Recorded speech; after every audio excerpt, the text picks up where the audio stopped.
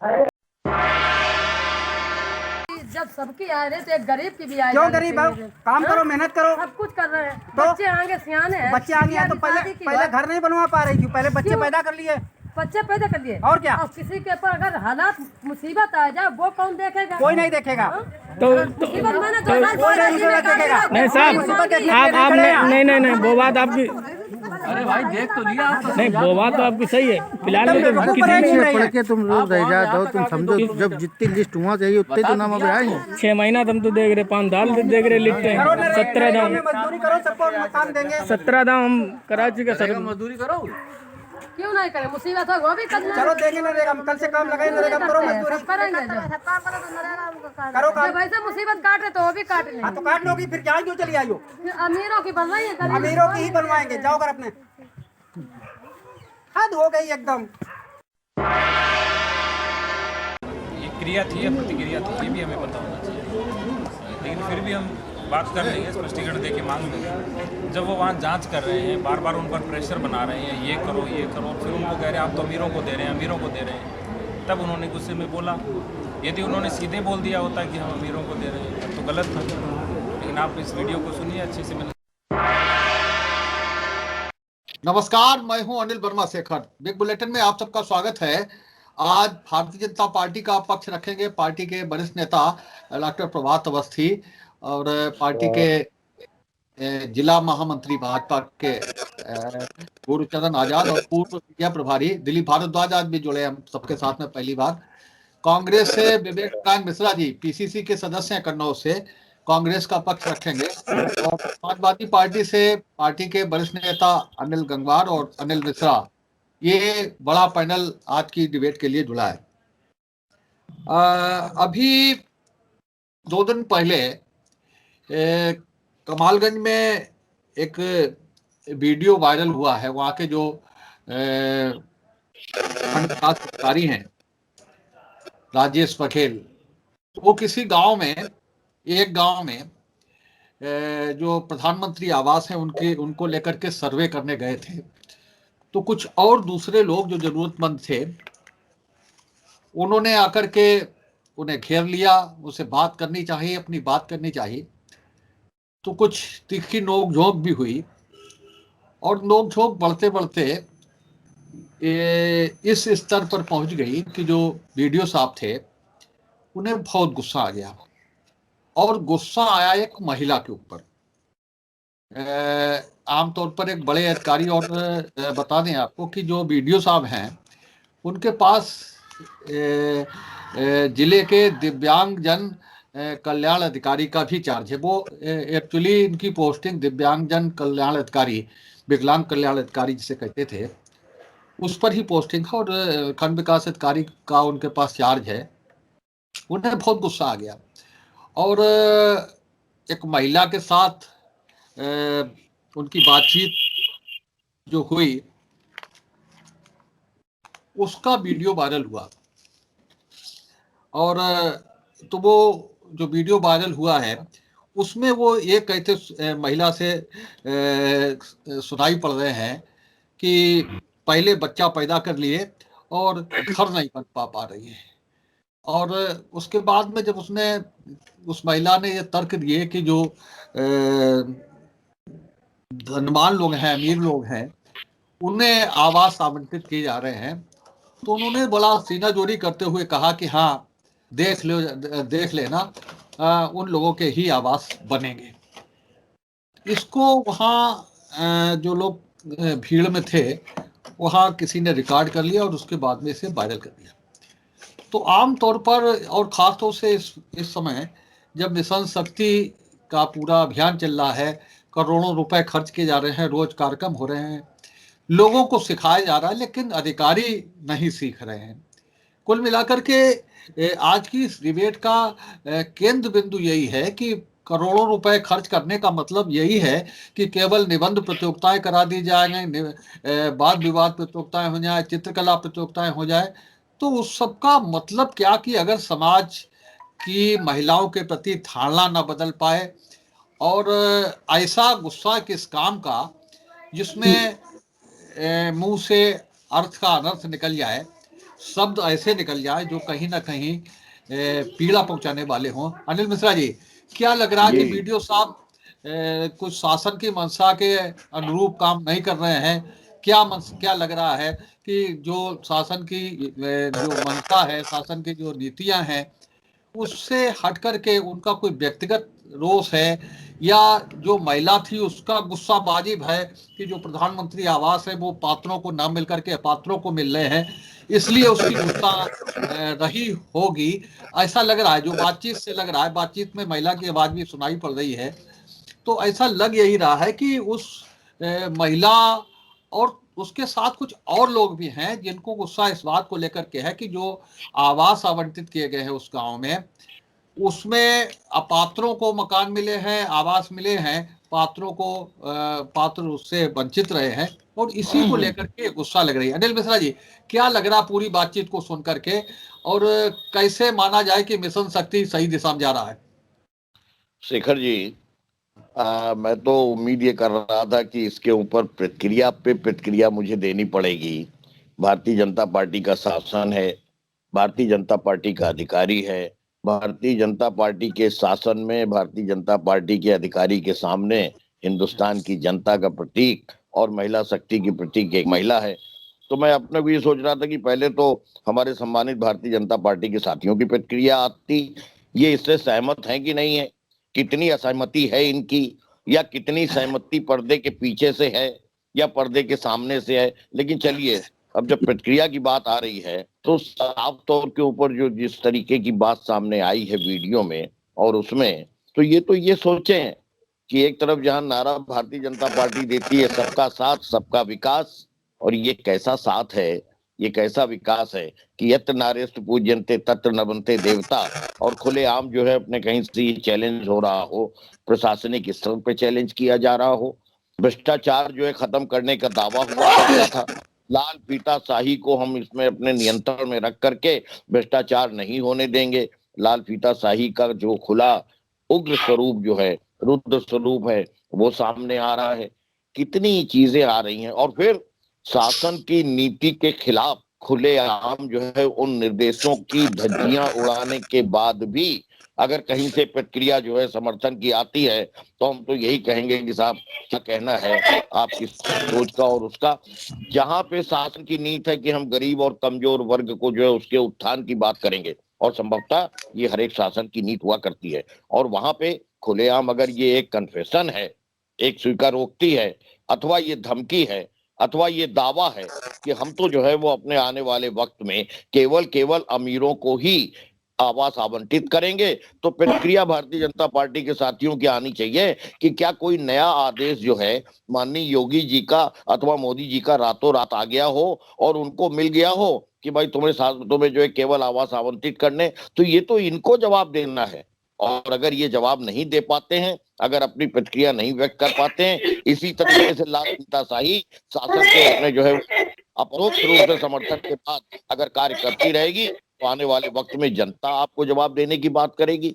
ये देखना, खुलेआम उपहास हो रहा है, नारी शक्ति का उपहास किया जा रहा है, महिला का उपहास हो रहा है, शासन की नीति और निर्देशों की अवहेलना की जा रही है, और उसके बाद भी अगर हम खामोश हैं तो हम तो यही कहेंगे कि शायद महाभारत के धृतराष्ट्र का ही स्वरूप जो है वो भारतीय जनता पार्टी के जो भी सत्ता में बैठे लोग हैं उनका हो चुका है, और उसके बाद परिणाम क्या होता है ये तो हम आप जानते ही, इतिहास बता चुका है। विवेक जी,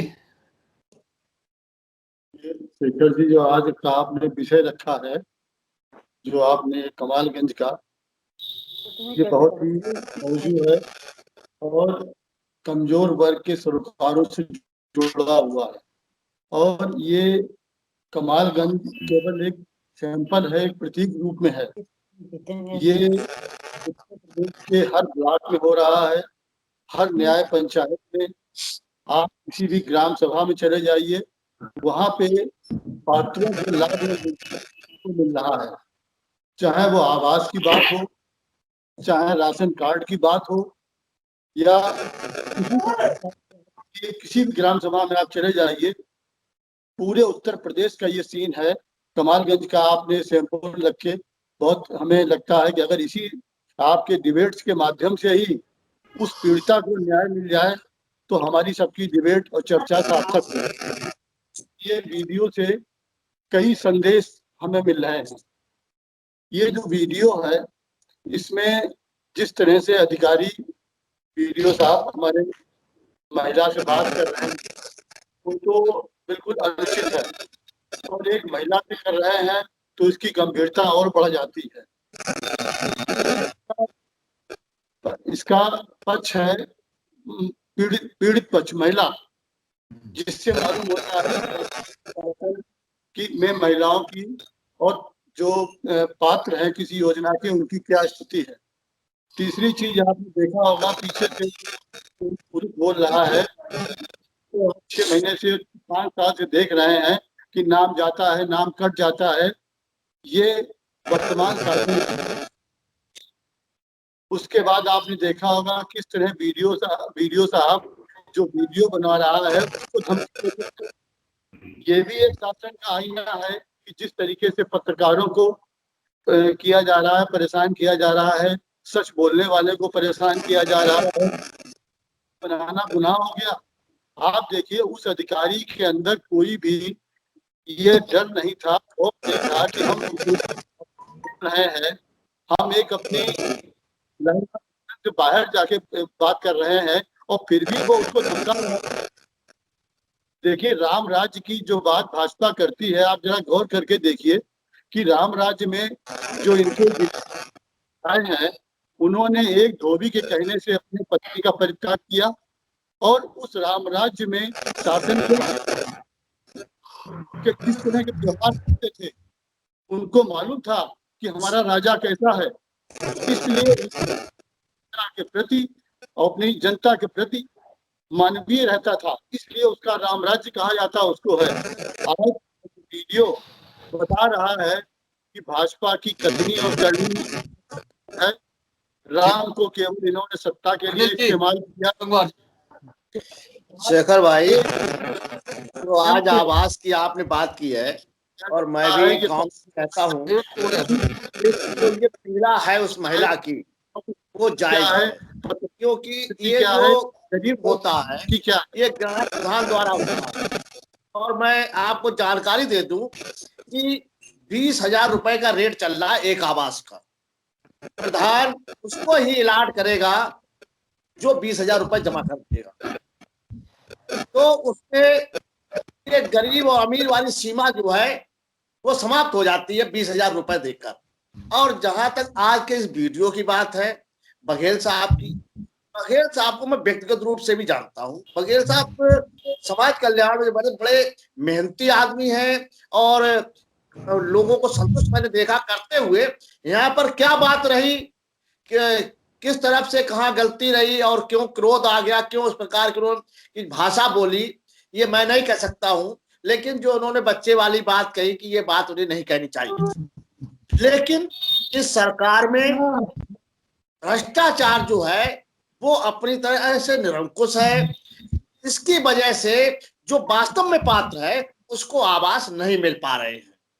ये बात बिल्कुल शेखर भाई मैं आपका ध्यान आकर्षित करना चाहूंगा। और क्योंकि अब जैसे वो उस गांव में सर्वे करने गए, सर्वे तो प्रधान कराता है, प्रधान जिधर घुमाएगा उधर ही वो जाएंगे, और उन्हें गुमराह कर दिया जाता अधिकारियों को कि हम सही दिशा में काम कर रहे हैं। और जब ये लोग अधिकारी पर प्रेशर बनाते हैं, आरोप लगाते हैं, तो वो गुस्से में आ जाते हैं, और उसी की ये परिणति है।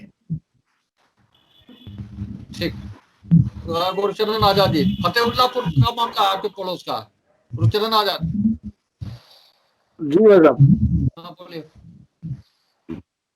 ये जो आज तो वीडियो वायरल हुआ है, मैं भली भांति जानता हूँ पाल साहब को, क्या हुआ क्या नहीं हुआ, उन्हें आवेश में कहा या नहीं कहा वो अलग बात है। लेकिन इसका एक सूची बनती है, उसमें उस महिला का नाम है या नहीं है ये मुझे नहीं मालूम है। लेकिन वीडियो साहब ने जो कहा है वो गलत कहा है। उस महिला के साथ में ऐसी सलूकी बात नहीं कहनी चाहिए थी वीडियो साहब को। वो भले आदमी है, अच्छे आदमी है, सब बात बढ़िया है, लेकिन ऐसे शब्दों का प्रयोग मुझे लगता है कि ठीक नहीं है। बात तो यही है, यही बताया जा रहा है कि सूची में कई बार नाम उसका दर्द लिखवाया गया, उसके बाद कट गया, ये सब चीजें। दिलीप भी बताइए आगे बात। देखिए, अभी हमारे सपा के भाई बोल रहे थे भ्रष्टाचार की बात। आपको जानकारी होगी, जब योगी जी की सरकार उत्तर प्रदेश में आई, उसके बाद फर्जी शिक्षक कितने पकड़े गए। पूरे प्रदेश में फर्जी शिक्षकों की भरमार थी, जिन पर FIR दर्ज हुई, जिनको बाहर निकाला गया। ये सपा के समय से चल रहा है। कितने लोगों को फर्जी ऐसे लोग थे जिनको पेंशन मिलती थी, कितने ऐसे फर्जी लोग थे जिनको गैस कनेक्शन मिले थे। मैं आपकी ही बात कर रहा हूँ। ये जो फर्जीफिकेशन का जो मामला है, जो भ्रष्टाचार, जैसे सरकार, योगी जी की सरकार ने ये तय किया कि हर गरीब को उसका अधिकार मिलेगा और उसके अधिकार के लिए ही सरकार काम कर रही है। दूसरी बात यह है, जो वीडियो आया है, ये वीडियो बिल्कुल रूप से उनकी भाषा ठीक नहीं है। और ये जो सपा सरकार के समय के जो अधिकारी हैं, अभी हमारे अनिल मिश्रा भाई साहब जी ने कहा था कि ये सरकार भाजपा के अधिकारी, ये भाजपा के अधिकारी नहीं है, सरकार के अधिकारी नहीं, ये जो कोई भी सरकार आए ये वही अधिकारी रहेंगे। इनकी सपा के समय की आदत है, योगी सरकार चाहती है और योगी सरकार ने किया भी है कि इनकी आदत बदली जाए, इनके मन से जो सपा का जो इनके दिमाग में चढ़ा हुआ है वो दिमाग से बाहर निकाला जाए। नहीं, अधिकारी बदलने से उनकी मानसिकता नहीं बदल जाती। अधिकारी को बाहर नहीं किया कर दिए जाएंगे, प्रदेश अधिकारी बाहर जाएंगे तो काम कैसे होगा, लेकिन उनकी मानसिकता को बदलना जरूरी है। ये अधिकारी भाजपा के नहीं है साहब, जो आपने बताया ये भाजपा के। सबसे महत्वपूर्ण बात है कि सपा के शासनकाल में जिस तरह से फर्जी तरीके से काम होते रहे, उनकी मानसिकता नहीं बदली। उस मानसिकता का ही कहीं कहीं प्रकटीकरण होता है और यही कारण इस वीडियो में आपको नजर आएगा। ऐसा नहीं है, जितने भी अपात्र लोगों को कुछ मिला है उनके खिलाफ FIR पहले भी हुई, उनको निरस्त किया भी गया है और आगे भी सरकार की यही योजना है कि किसी भी स्थिति में गलत लोगों को लाभ नहीं मिलेगा, पात्र को लाभ मिलेगा और कोई भी पात्र इससे वंचित नहीं रहेगा। सरकार इस पर काम कर रही है और सभी लोगों की नजर है, लेकिन जो उनकी भाषा है वीडियो में वो बिल्कुल ठीक नहीं है। इसकी जांच होनी चाहिए और इसके साथ ही ऐसी भाषा बोलने के खिलाफ कार्रवाई भी होनी। जी सर। देखिए, अभी आपने हमारे समाजवादी पार्टी के अनिल जी साहब का विषय सुना और हमारे अनिल गंगवार जी का भी विषय सुना। असल में जो वीडियो आया है वो वीडियो एक पक्ष दर्शाता है, पूरा वीडियो नहीं है ये। और जब जानबूझकर किसी को फंसाने के लिए, किसी को बदनाम करने के लिए इस प्रकार की रचनाएं की जाती हैं तो सही पक्ष पूरा नहीं आया करता। आखिर ऐसा व्यक्ति जिसके विषय में समाजवादी पार्टी की नेता की भी धारणा ठीक है, जिले में राजेश बघेल जी के विषय में कोई ऐसी बात अभी तक मेरे संज्ञान में नहीं आई जिससे कि उनके ऊपर कोई बहुत आरोप लगाए जाएंगे।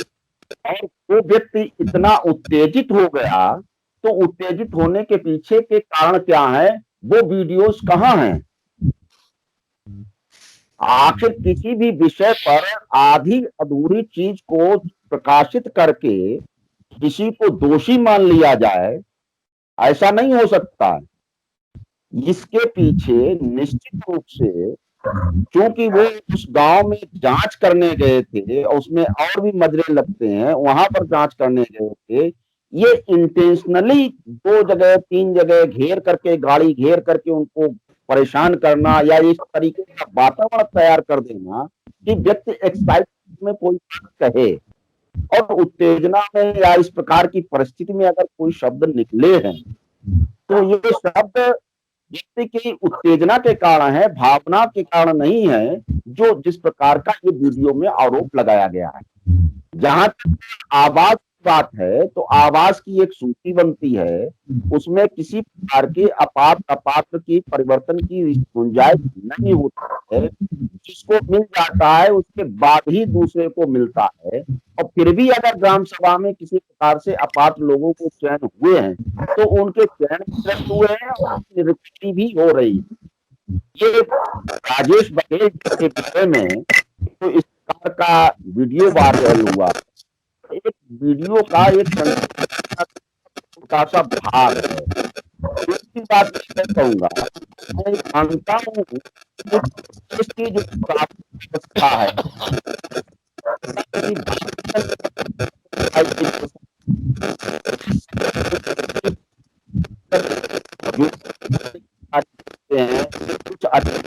कुछ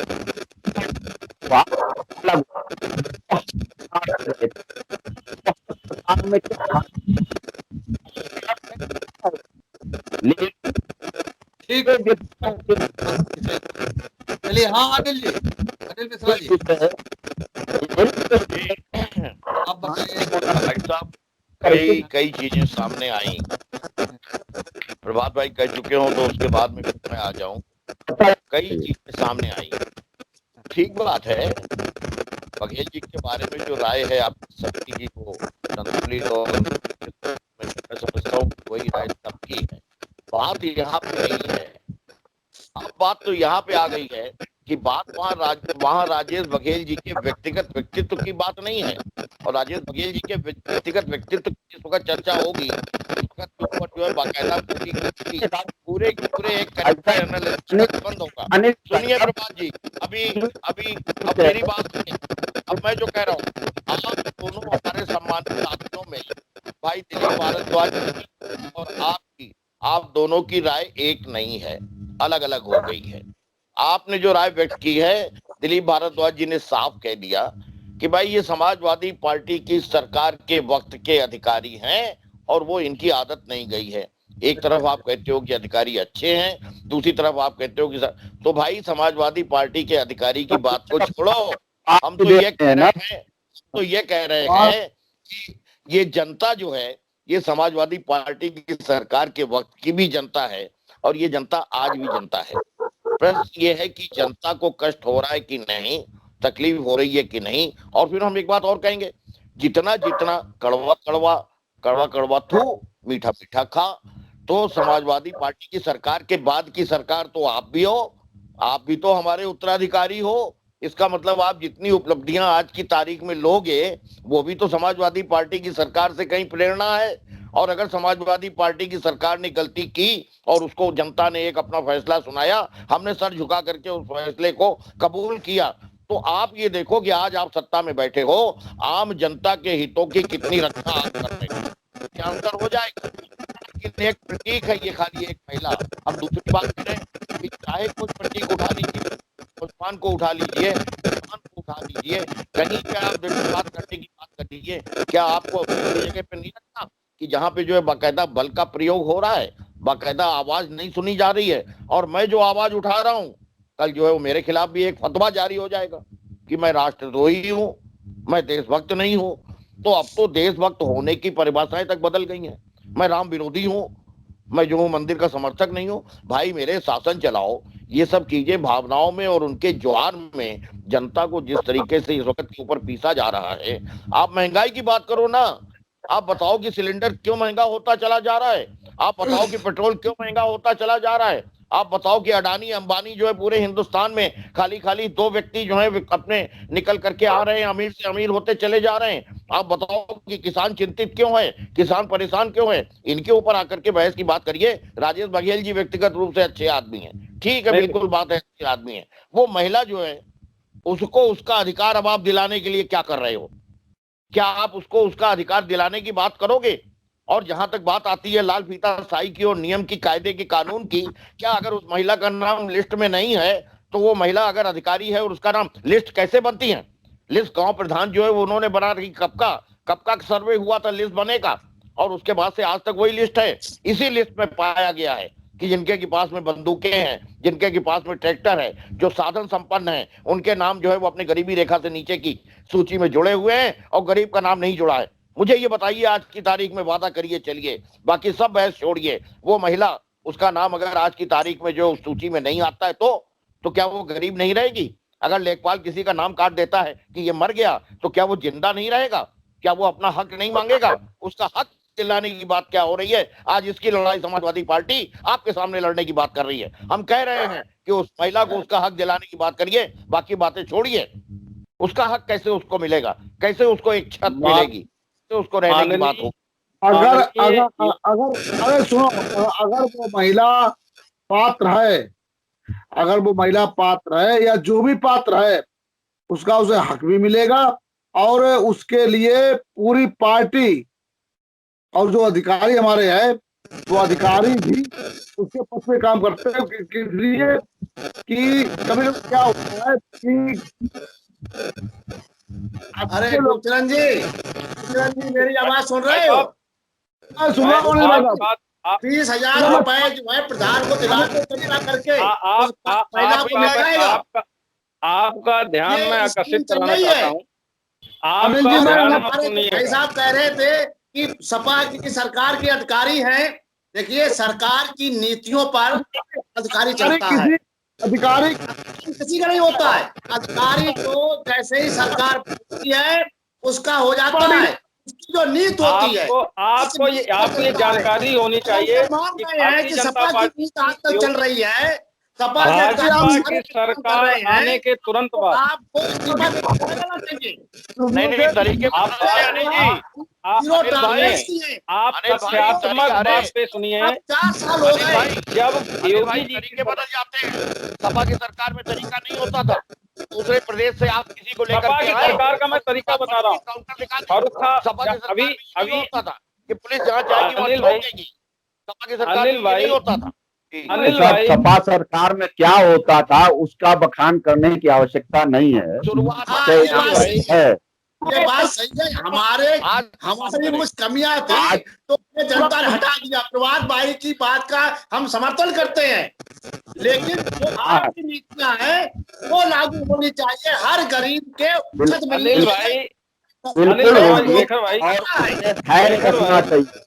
समाज भाई आपसे यही कहूंगा कि उस महिला को अगर असम को पात्र है तो आप लोग मिलकर उसे आवाज दिलाने का काम करें। और जहाँ बघेल साहब हैं, बघेल साहब वास्तव में एक अच्छे आदमी है। मैं उनकी प्रशंसा हृदय से करता हूँ, तो मैंने उनकी कार्य प्रणाली को देखा है। निश्चित रूप से मैं उस बात का किसी को दो राय नहीं। और एक बात और मैं निवेदन करूँ, एक बात और निवेदन।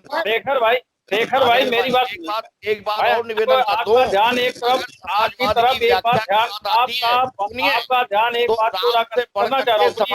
नेतृत्व तो किसी ने नहीं दिया। आप अगर रामराज के समर्थक हैं, भाई सुनिए, आपकी जानकारी में होगा जब फर्रुखाबाद में आयुष्मान योजना के जो कार्ड आए थे, दमन की नीति नहीं होती कहीं पर। अनिल जी दिलीप जी को सुने। हाँ, आपको जानकारी होगी फर्रुखाबाद में जब आयुष्मान योजना की जो लिस्ट आई थी लाभार्थियों की, जिसमें गरीब लोगों को इलाज के लिए उसमें कार्ड बना, उसमें शहर के जमरान सपा के एक विधायक का भी नाम था। आप बताइएगा कि वो गरीबों की सूची में कैसे आया था? वो सूची किसने तैयार की थी? इसका आकलन नहीं। ये वही लोगों ने तैयार की, ये उन्हीं लोगों ने तैयार की थी, ये उन्हीं लोगों ने तैयार की थी जिनके समय में इस देश में लगातार, इस प्रदेश में, इस जिले में फर्जी राशन कार्ड थे, फर्जी शिक्षक, एक शिक्षक 25 जगह पर है, उस पर मुकदमे हो रहे हैं। ये किसके सरकार थे? ये योगी जी की सरकार है। ऐसे भ्रष्ट लोगों को निकालना, जिन्होंने फर्जी लाभ प्राप्त किए उनको निकालना, उनके खिलाफ मुकदमे दर्ज करना, और ये जो दीमक लगा है लंबे समय से, इसको हटाने में समय लगेगा। और यही सरकार है, ये योगी सरकार, सरकार निकाल रही है लगातार, ऐसे लोगों को छांट रही है। और ऐसे जो फर्जी तरीके जिन्होंने लाभ प्राप्त किए हैं या जो कर रहे हैं, आपको बताइए, जो मर चुके हैं वो पेंशन प्राप्त कर रहे हैं, जो है ही नहीं दुनिया में उनको पेंशन जा रही है। ये कहाँ जा रही है? ये सपा सरकार। आप देखिए तो जरा इसमें कोई परिवर्तन नहीं हुआ है। के समय में आप बताइएगा, योगी जी के समय में कितने लोगों को निकाला रह गए होंगे, मैं मानता हूँ, क्योंकि जो बहुत अधिक संख्या में भ्रष्टाचार में गिरावट नहीं आई है 1% में। समय चल रहा है उसको निकाला जा रहा है, और ऐसा ही होगी, फर्जी व्यक्ति नहीं बचेगा। भारतीय जनता पार्टी की योगी जी की सरकार है, इसमें हर जो भी पात्र होगा उसको लाभ अवश्य मिलेगा, लेकिन जो पात्र नहीं है उसको लाभ नहीं मिलेगा। और दूसरी बात, ये इसमें भ्रष्टाचार की जो क्या स्थिति है वो पहले समय से मैंने आपको बता दिया, इससे कैसे बनती थी, कैसे लोगों के कार्ड बनते थे, कैसे पेंशन बनती थी। आप क्यों वैसे ही बढ़ रही है, वैसे ही पेंशन हो रही है। नहीं बताइए ना। देखिए अनिल जी, विषय ये था कि उस प्रकरण में वीडियो साहब वहाँ के ग्राम सभा में जांच करने गए थे, और जहाँ जांच हो रही थी वहां पर कुछ लोगों ने उनका घेराव किया, उनको परेशान किया, उनको और अगर वो पात्र है तो उसको वास्तव में हक उसका मिलना चाहिए, वो मिलेगा भी। भारतीय जनता पार्टी किसी गरीब के हक को मारने वाली नहीं है। भारतीय जनता पार्टी हमने पहले ले लिया और हमने अपने लड़के का अलग राशन का अलग कर दिया, हम कहते उसकी भी बन जाए।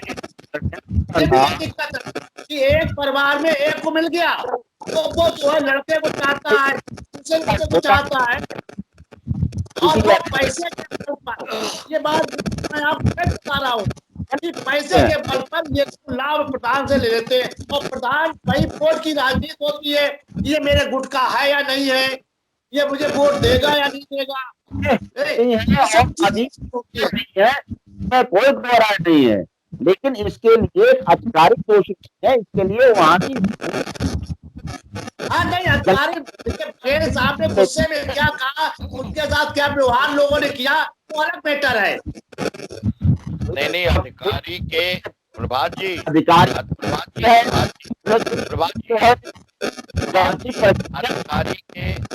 के होने की बात नहीं आई है अभी तक। सुनिए, बात तो यहाँ पे ये आई है कि किसी अधिकारी के सामने कोई महिला अपने हक को मांग रही है, उसके हक को अभी तक क्यों नहीं मिला?